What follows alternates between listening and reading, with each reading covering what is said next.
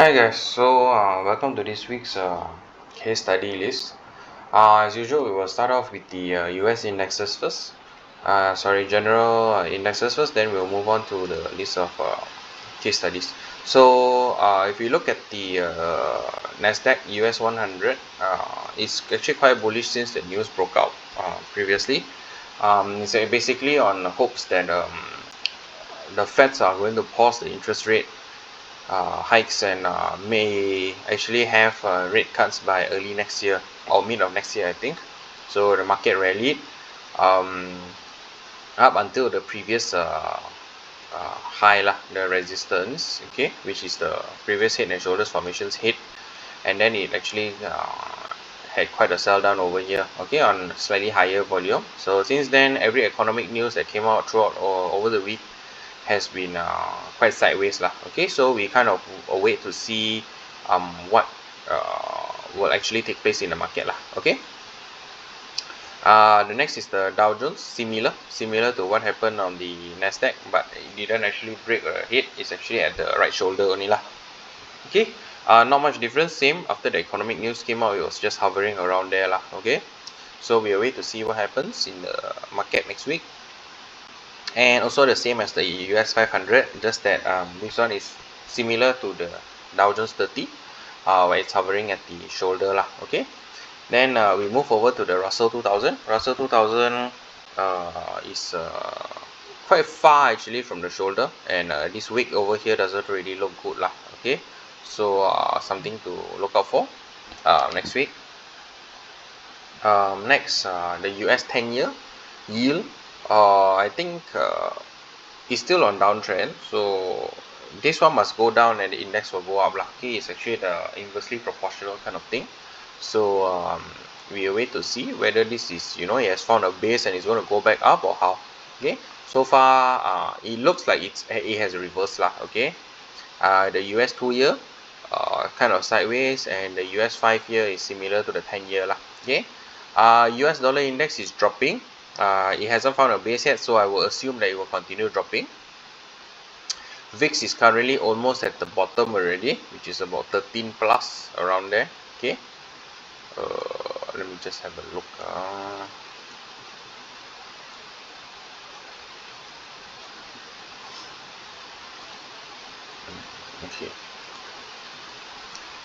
Okay, ETF short has already broken the uptrend line, so stock should be pretty bullish.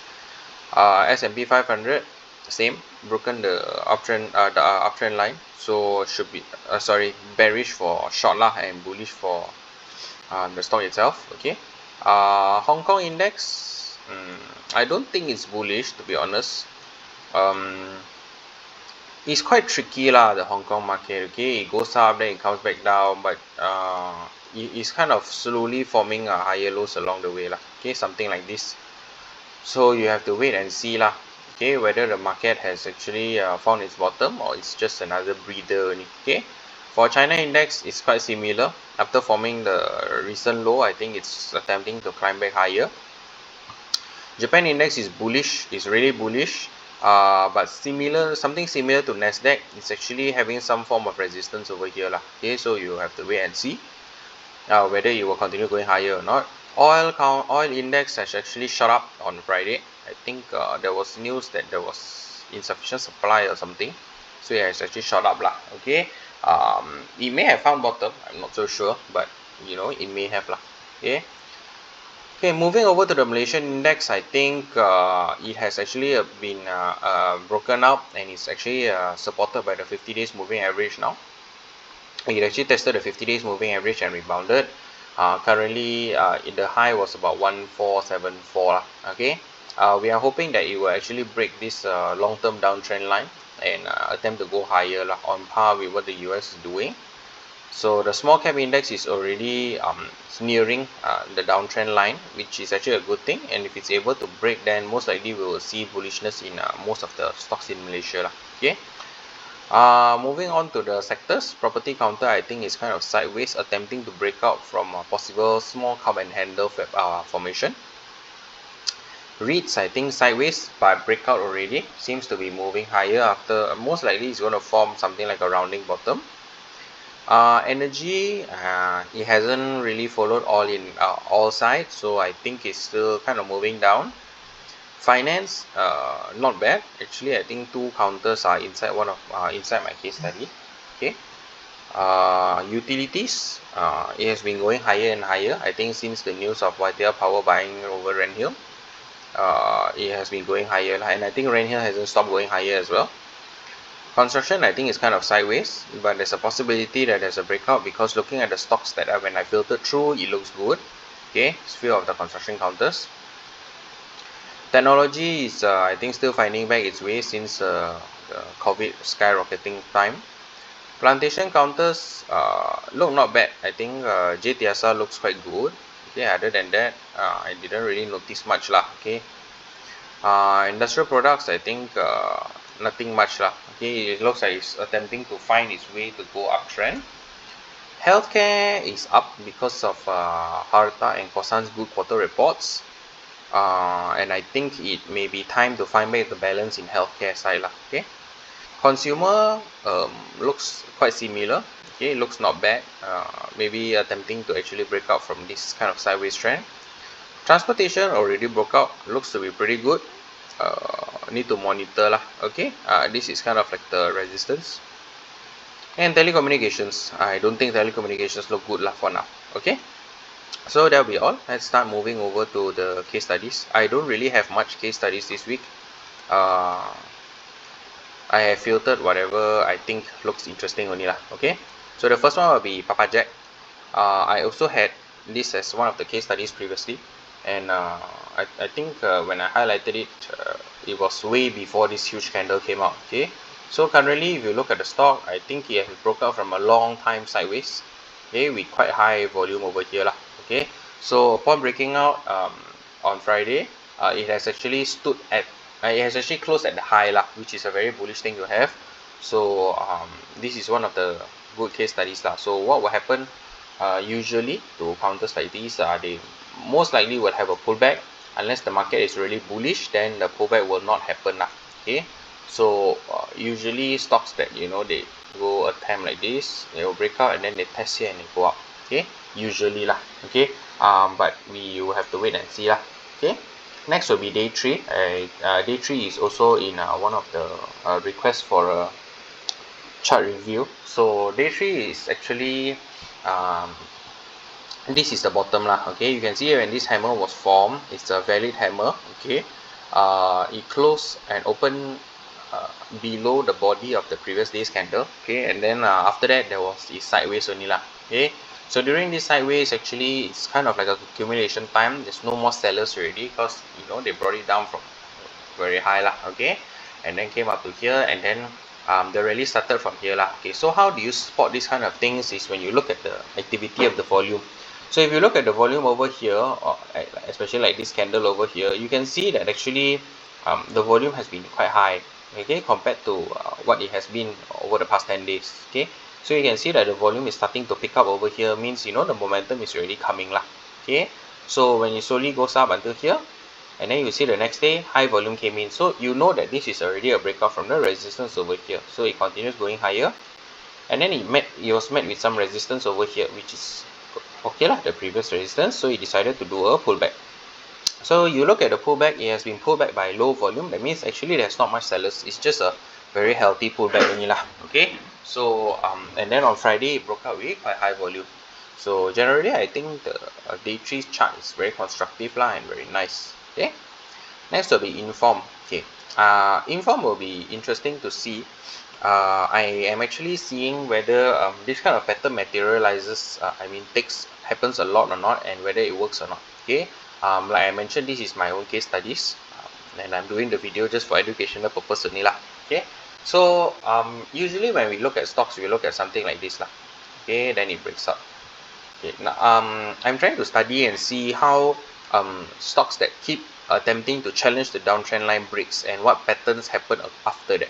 Okay, so this is 1, 2, 3, and 4. So Infom has actually challenged the downtrend line 4 times. Okay, and at the moment it this one looks like it's quite solid lah. Okay, same as this one lah. Okay, also look quite solid. Then suddenly one long line down, so coincidentally it was QR lah. Okay, so this is just part of one of my case studies to see what happens to the stock, to a stock which keeps challenging the downtrend line. Will it break, or eventually will it come down? Okay, so this is why one of the reason why I put it as one of my case studies. Next is Infotec. Infotec's volume is a bit interesting for me. Look at this: high volume, high volume, high volume, high volume, high volume. All the selling volumes are low, so it's like there's a high volume every 2 days apart. Okay, high volume, then not much volume, high volume again, not much. So, but you see recently, volume is active already. Okay, so there's a possibility it's going to break out lah. Okay, so that's why I enlisted this, and I also see kind of like an inverse head and shoulders pattern over here, like this. Okay, so looks to be quite interesting for me lah.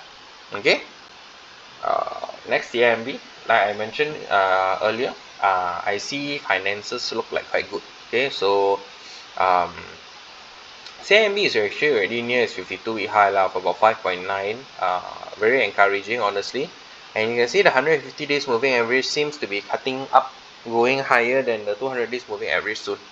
Okay, also something very good to have lah. Okay, so I think finances may come back, and finance stocks are actually like Maybank, CIMB, they are all in the KLCI index. Okay, so if all these stocks go up, then you will automatically pull the index up as well, which is a good thing lah. Okay, next stock is Menang, also one of the chart review requests. So if you look at Menang, same thing on what I'm actually trying to study on Infom. So it's also something like this: 1, 2, and then 3, and then it's kind of broke out already lah. So I'm just trying to see, is this pattern a bullish or a bearish kind of pattern lah. Okay, so Menang, I think the breakout was with quite high volume, and then subsequently it came back down. I didn't really close nice. Then it's starting to continue going higher. A bit lower volume. You just need to follow up and see next week whether there is high volume or not. Okay, another way to look at Menang is this rounding bottom over here lah. Okay, you see it's already met with the resistance over here at 0.8. So maybe you just come back down here and retest the previous resistance. I don't know. Okay, this is just what the book usually says lah. Okay, next will be Dchcare. So if you look at Dchcare, it's kind of already challenging the 52-week high. I mean, it doesn't really have a 52-week range high. Okay, but it's already challenging the high lah. Okay, and after coming up, it's going sideways. The only thing that worries me is the amount of volume that's involved lah. Okay, the volume doesn't look like it's very high. It looks like it's quite low lah. Okay, it can be an accumulation, or it can be just a quiet distribution lah. Usually it's not a distribution lah, usually. Okay, so we await to see, but it's interesting to have a stock challenging the 52-week high lah. Okay, quite consecutively. Okay, Mflour, I also have this as my case study last week because of the high volume breakout. So I will anticipate the stock to have some kind of pullback lah. Okay, for me. Okay, so because you see this one, 1, 2, 3, 4, 5 times when you break out. So technically speaking, this resistance is going to turn into a very good support lah in the future. Okay, resistance turns support lah. Okay, for me, I think it's there's a possibility it's going to become a strong support. So the stock has actually met with some resistance at 0.7, which coincidentally happens to be a previous resistance as well here. When it gapped down due to earnings over here, then it was met with some resistance over here. This candle over here is definitely a gap closing candle, that's all. It literally closed it exactly at the closing point, and it came back down. Okay, so I think the stock will attempt to re-challenge this high lah, because I will assume there are people trapped here lah. Okay, I will assume so. So if you are telling me that this is the new base build, I don't like this base because the volume is quite erratic.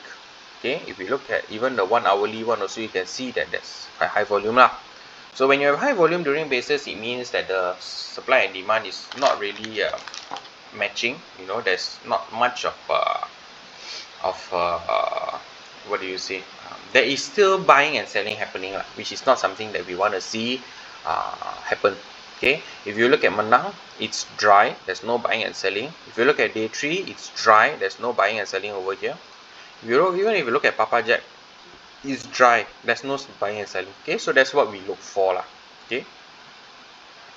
Okay, next is Emcc. Again, same thing I'm studying. 1, 2, and then it seems that it's going to try again lah. Okay, so this is what I'm doing. I'm actually trying to see whether all these patterns happen or not. Sorry, when it happens, do they actually manage to break out or not? Okay, or is it, just downtrending, stuff like that. So yeah, that's what I'm trying to study lah. So for Evergreen, Max Cash, I think they come from the same sector as Ppjack. Okay, maybe that's the sector that's going to go up. So now I don't know. Maybe there's a fund rotation or stuff like that. So I would like to see it break from the downtrend line lah before you can actually assume that it's definitely going uptrend again. Okay. Next is Ambank. Like I mentioned, Ambank, there are 2 finance counters which I feel is looking quite bullish lah. Okay, first is Cimb, another one is Ambank. I think actually Maybank is also not bad lah. Okay, but yeah,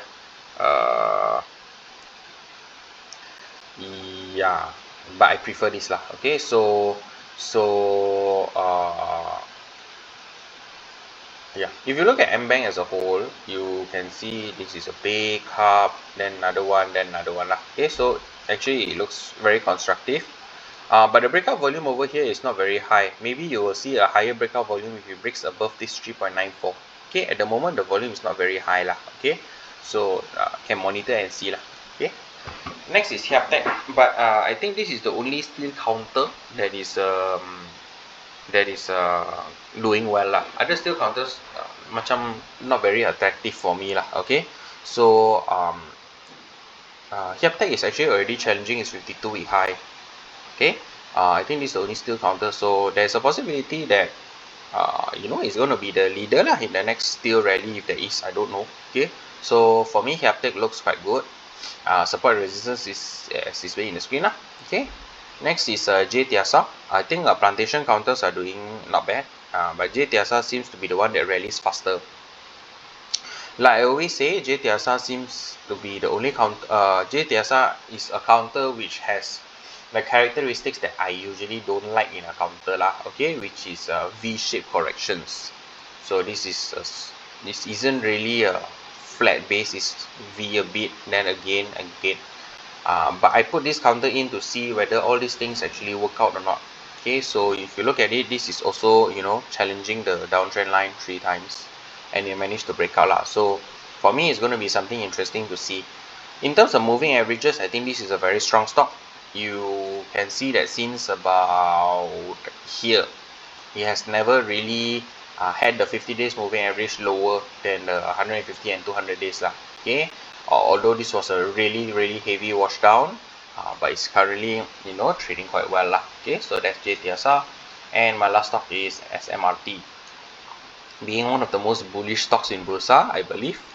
If we see year to date, I think it has been quite insane lah. Okay, if anyone, I think someone actually picked this stock in StockPick. In StockBit. Okay, you will easily be having like a 900% gain. Okay, so I think SMRT seems to be doing quite well lah. Seems to be forming quite a solid base over here. Okay, this area. Okay, the volume is also decreasing, so most likely the buying and selling is ending soon lah. Okay, from what I believe.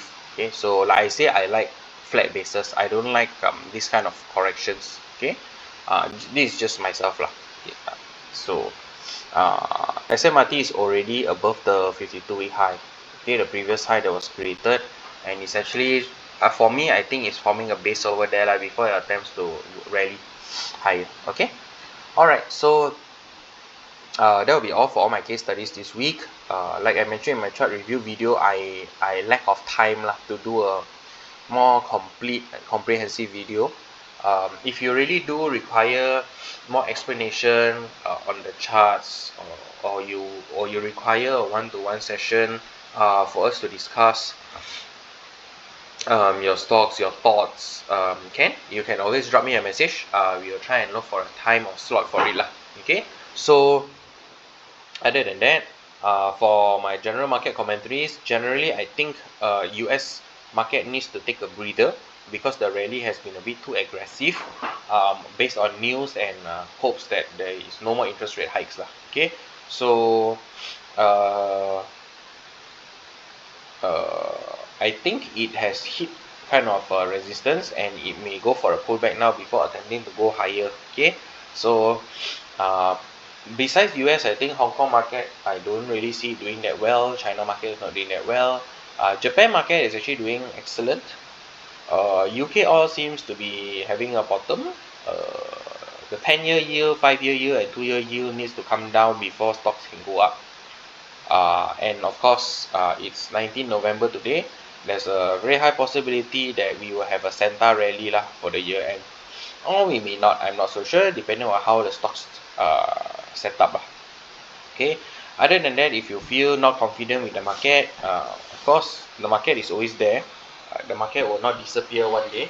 Even I think 100 years from now, most likely the market will still be there lah. Okay, so you just must always respect your risk management and also respect where is the respect your own risk level lah. Okay, so with that I conclude. Before that, it's just a disclaimer. This entire video is just for educational purpose only. None of the stocks mentioned here or none of the information inside this video should be considered as a buy or sell call. Okay, if you do require a buy or sell call, please look for your licensed remiser or your licensed financial advisor. Okay, this entire video created is just for educational purpose only. Okay, so with that, I conclude. I we'll see you again next week lah. Okay, that's all. Thank you. Bye bye. If you liked this video, be sure to hit the like button and subscribe for more videos.